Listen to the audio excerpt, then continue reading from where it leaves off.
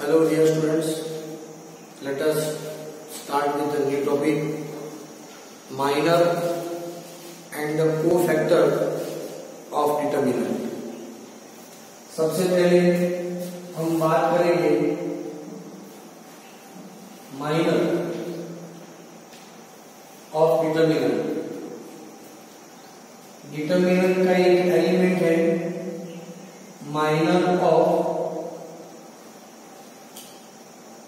Element AIJ. कैसे मिलेगा? Minor it's a determinant obtaining by deleting ith row and jth column in which AIJ lies. तो इससे हमें जो मिलेगा मतलब AIJ एलिमेंट जिस रो और कॉलम में है वो सभी एलिमेंट्स को रिमूव करके जो डिटरमिनेंट बचेगा उस डिटरमिनेंट को ही हम कहेंगे माइनर ऑफ एलिमेंट AIJ. इसका दूसरा मतलब ये हुआ minor of an element of determinant having order n which is greater than equal to 2 is also determinant of order n-1. Next topic is cofactor. Cofactor of AIJ can represent as capital AIJ. Cofactor किस तरह से मिलेगा? By multiplying -1/i + j to minor of AIJ. Cofactor of AIJ represented by AIJ which is getting by multiplying -1/i + j to minor of AIJ. दोस्तों एक example के द्वारा हम ये टॉपिक अच्छी तरह समझेंगे. एक रेफरेंस के लिए एग्जाम्पल ले लेते हैं. We have one determinant 2 1 -3 4. हम इस सभी कंपोनेंट्स के कोफैक्टर एंड माइनर फाइंड करेंगे. दोस्तों सबसे पहले minor of 2 is equal to, तो हमने क्या कहा कि 2 एलिमेंट जिस रो और कॉलम में है इसे रिमूव कर देंगे तो जो बचेगा मतलब क्या बचा तो 4. तो minor of 2 is equal to क्या होगा? बिल्कुल 4 होगा. सिमिलरली माइनर ऑफ 1 क्या मिलेगा? इसे रिमूव कर दीजिए तो -3 मिलेगा. माइनर ऑफ -3 क्या मिलेगा? तो ये रिमूव करके क्या मिलेगा? 1. सिमिलरली माइनर ऑफ 4 क्या मिलेगा हमें? तो इसे रिमूव करिए, इसे रिमूव करिए तो क्या मिलेगा? 2. समझ रहे हैं दोस्तों आप? चलो अब हम फाइंड करेंगे cofactor. Cofactor of 2 is equal to, according to the definition minor of 2 लेना है सबसे पहले. तो माइनर ऑफ 2 क्या है? 4. उसे मल्टीप्लाई करना है -1/i + j. इसका मतलब नंबर 2 फर्स्ट रो में है और फर्स्ट कॉलम में है तो row and the number of column 1 means -1/2 1 into 4 तो cofactor of 2 is equal to 4. चलो फिर कोफैक्टर ऑफ 1 लेते हैं तो 1 का जो माइनर है वो है -3. उसे हम मल्टीप्लाई करेंगे तो 1 एलिमेंट जो है वो फर्स्ट रो में है but lie in second column. तो -1/3 माइनस होगा, minus into minus 3, answer is 3. It means cofactor of 1 is equal to 3. मेरे ख्याल से आप समझ गए होंगे कि कोफैक्टर ऑफ -3 क्या होगा, कोफैक्टर ऑफ 4 क्या होगा. वो आप खुद प्रैक्टिस करें जिससे आपको अच्छी तरह पता चले. ये हमने समझा 2x2 मैट्रिक्स में. अब 2x2 डिटरमिनेंट, अब 3 ऑर्डर वाले डिटरमिनेंट में हम जाएंगे. For example -1 0 3 2 1 4 5 -2 6. ये डिटरमिनेंट है. हम फाइंड करेंगे फर्स्ट रो के माइनस एंड कोफैक्टर्स. सबसे पहले ध्यान दीजिए दोस्तों, minor of -1 is equal to, तो -1 जिस रो एंड कॉलम में उसे रिमूव करेंगे, बाकी क्या बचेगा 1 4 -2 6 इज इक्वल टू 6 इंटू 1 -8 मतलब +8, तो आंसर होगा 14. Minor is a determinant, it is also a value which is real और कॉम्प्लेक्स. सिमिलरली माइनर ऑफ 0 लेंगे तो इस 0 जो रो और कॉलम में उसे रिमूव करेंगे, बाकी क्या बचेगा, तो 2 4 5 6, 2 6 are 12, 5 4 20, answer is -8. Similarly, minor of 3 लेंगे तो इसे रिमूव करके क्या मिलेगा, 2 1 5 -2, 2 इंटू -2 मतलब -4, 5 इंटू 1 5, आंसर इज -9. समझ गए दोस्तों, एकदम से क्लियर. यदि हम और भी फाइंड करना चाहें तो फाइंड कर सकते हैं. चलो, minor of 2 is equal to, ध्यान से देखिए, इसे रिमूव करें, इसे रिमूव करें, बचेगा क्या 0 3 -2 6, इनका प्रोडक्ट 0 माइनस इनका प्रोडक्ट -6, आंसर इज 6.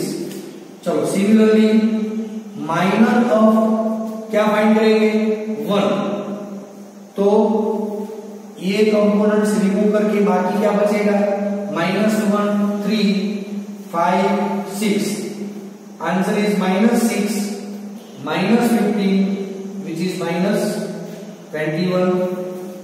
ठीक है दोस्तों. सिमिलरली माइनर ऑफ 4 लेंगे तो इसे रिमूव करके क्या मिलेगा, -1 0 5 -2, इनका प्रोडक्ट होगा 2 -0, आंसर इज 2. दोस्तों, इस तरीके से हम थर्ड रो के भी माइनर फाइंड कर सकते हैं. ठीक है, मुझे आपको कुछ बताना है, इसीलिए हम यहां से आगे बढ़ेंगे. ध्यान दीजिए डियर फ्रेंड्स, क्या बताना चाहता हूं. अब हम फाइंड करेंगे सबके कोफैक्टर फाइंड करेंगे. ध्यान दीजिएगा, कोफैक्टर ऑफ -1, इसे हम कैपिटल A11 से डिनोट करेंगे. ध्यान दीजिएगा, क्या करना है, -1 I + j मतलब 2 होगा, है कि नहीं, -1 + 1 इंटू माइनर ऑफ -1, तो माइनर ऑफ -1 क्या है 14, तो आंसर क्या मिलेगा 14 मिलेगा दोस्तों. चलो, सिमिलरली कोफैक्टर ऑफ 0, उसे हम रिप्रेजेंट करेंगे A12 से. A12 -1 + 2 मतलब 3 इंटू इसका जो माइनर है कितना है -8, तो -1 × 3 -1 इंटू -8 विच इज 8. चलो, कोफैक्टर ऑफ 3 लेते हैं, इसे हम रिप्रेजेंट करेंगे A13 से। तो -1/1 + 3 होगा 4 × -9, आंसर क्या मिलेगा? 9 मिलेगा। चलो वैसे भी कोफैक्टर ऑफ 2 लेते हैं, उसे हम रिप्रेजेंट करेंगे कैपिटल A21 से। तो -1/2 क्या लेना है? 2 + 1 3 इंटू माइनर क्या होगा इसका? तो 2 का माइनर है 6, सो आंसर इज -6। -1/3 -1 इंटू 6 -6। चलो cofactor of 1 which is represent as A22, ध्यान दीजिए दोस्तों A22, तो -1/2 2 + 2 4 इंटू उसका माइनर क्या होगा? -21 विच इज ये पॉजिटिव और negative -21। Similarly cofactor of 4 A23 -1/2 2 + 3 5 into इसका माइनर होगा 2, answer is -1/5 -1 into 2, answer is -2। इस तरीके से हम इसके भी कोफैक्टर फाइंड कर सकते हैं। ठीक है दोस्तों, मेरे ख्याल से पूरा टॉपिक आपको समझ में आ गया होगा। अब यहाँ पर एक मजेदार बात मैं आपको कहना चाहता हूं, ध्यान दीजिएगा। मैं क्या कहना चाहता हूं कि फर्स्ट रो के सभी एलिमेंट्स को उनके कोफैक्टर से मल्टीप्लाई करते हैं। मतलब ध्यान दीजिए A11 A1, A12 A1, A13 A13। मैं क्या कहना चाहता हूं, फर्स्ट रो के सभी एलिमेंट्स को उनके कोरस्पॉन्डिंग कोफैक्टर से मल्टीप्लाई करके हम एडिशन करना चाहेंगे तो क्या मिलेगा हमें? तो -1 into 14 plus 0 into 8 plus 3 into 9 क्या मिलेगा? तो -14 प्लस 0 प्लस 27, आंसर मिलेगा 30। लेकिन हाँ, सिमिलरली सेकेंड रो जो है, सेकेंड रो के एलिमेंट्स को उनके ही कोफैक्टर से मल्टीप्लाई करके ऐड करेंगे। मतलब क्या? A21 capital A22, A22 capital A22, small A23 capital A23।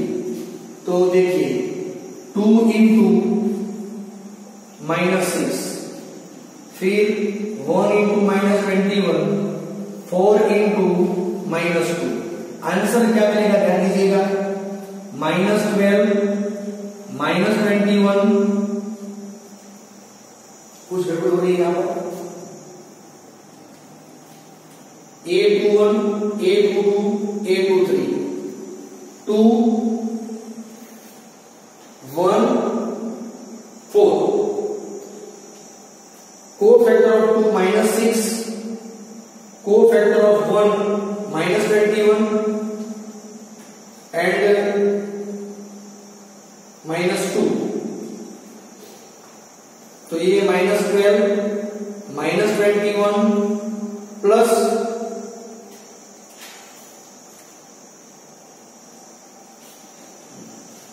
कुछ गड़बड़ी नहीं है।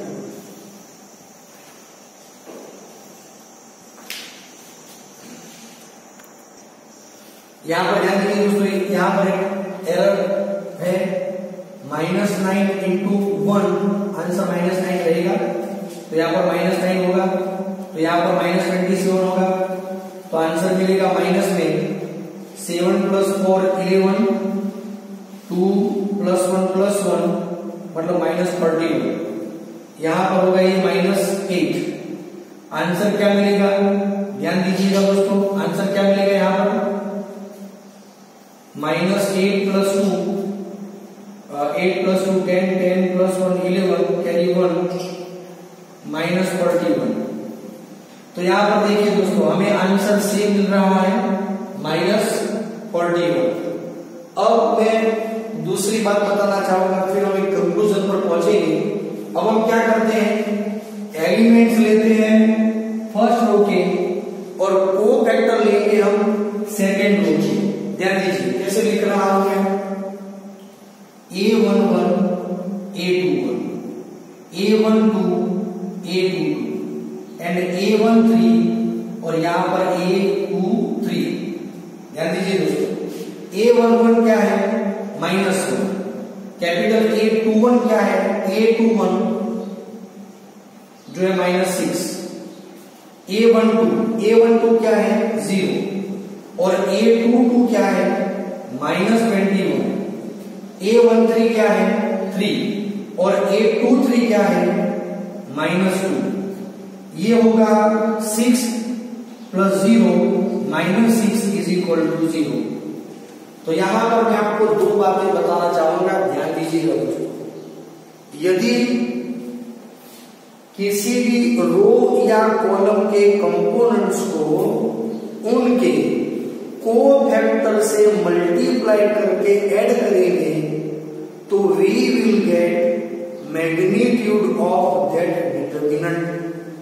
यदि कॉलम 1 के एलिमेंट्स को कॉलम 1 के कोफैक्टर से मल्टीप्लाई करके ऐड करेंगे तो हमें आंसर ही मिलेगा, मतलब डिटर्मिनेंट की वैल्यू मिलेगी। लेकिन को कंपोनेंट्स होंगे किसी रो और कॉलम के और कोफैक्टर होंगे अनदर रो और कॉलम के, तब ये मल्टीप्लिकेशन करके ऐड करेंगे तो हमें वैल्यू क्या मिलेगी 0। ये दोस्तों, तो यहां पर एक एमसीक्यू है, आपको समझना है। यदि मैं ये एमसीक्यू बना देता हूं A13 कॉलम के लिए, इस कॉलम के लिए A13 A23 A33 third column के एलिमेंट है, लेकिन फर्स्ट कॉलम के कोफैक्टर है। Capital A11, capital A21, capital A31, तब इसका आंसर क्या होगा 0 है। यहां पर स्मॉल होना चाहिए, यहां पर स्मॉल। ठीक है दोस्तों, तो आंसर क्या होगा 0। तो ऐसे क्वेश्चन एमसीक्यू में बनते हैं, आपको ध्यान में रखना है। तो ये है minor and cofactor. According to it आप illustration illustration number 19, 20, 21 self practice करें और एक्सरसाइज 4.4 के सारे क्वेश्चन आप कर सकते हैं। Thank you.